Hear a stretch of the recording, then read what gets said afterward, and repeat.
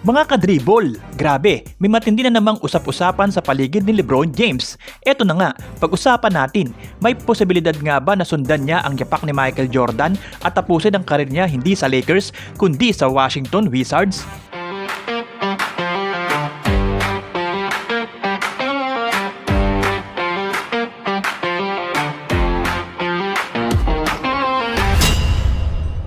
Sa halos buong karir ni LeBron James, parang lagi siyang kinukumpara kay Michael Jordan. Parang hinahabol niya yung anino ni MJ pagdating sa legacy, championships at impact sa NBA. At ngayon, may isang nakakaintrigang detalye na lumabas. Alam naman natin na si Michael Jordan matapos ang legendary run niya ay bumalik pa sa NBA at naglaro para sa Washington Wizards.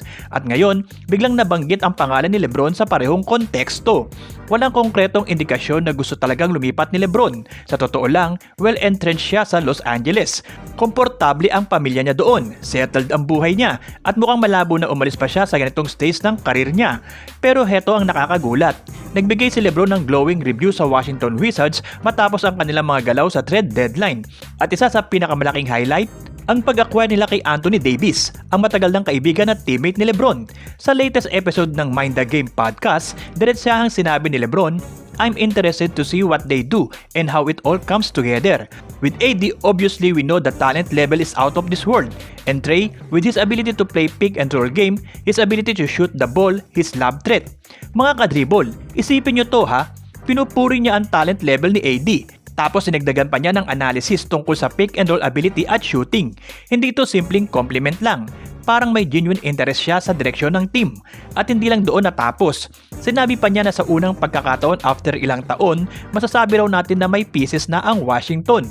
Ibig sabihin, may malinaw na direksyon, may foundation, may potential.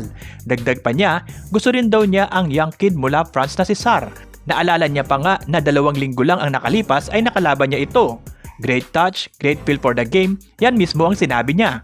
At hindi lang si Sarr, binanggit din niya si George at pati ang rookie mula Texas na si Trey Johnson.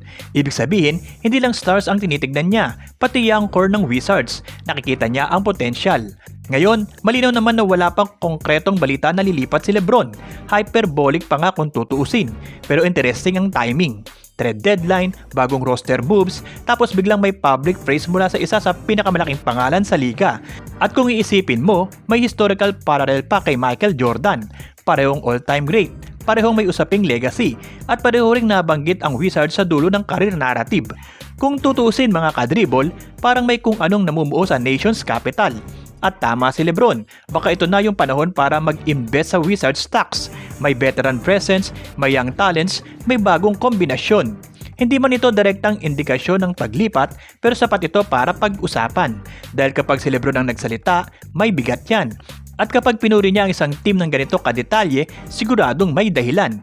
Pero kayo mga kadribol, anong masasabi nyo dito? Sa tingin nyo ba may posibilidad talaga na tapusin ni LeBron ang karir niya sa Wizards tulad ni Michael Jordan? O mananatili siya sa Lakers hanggang huli? I-drop nyo na ang thoughts nyo sa comments. Yun muna mga kadribol ang kwento natin ngayon. At para sa mas marami pang balitang Los Angeles Lakers, tumutok lang dito sa Kadribol. And don't forget to like, share, comment, and subscribe. Tandaan, tuloy-tuloy lang tayo sa talbog ng buhay. Dribble pa more!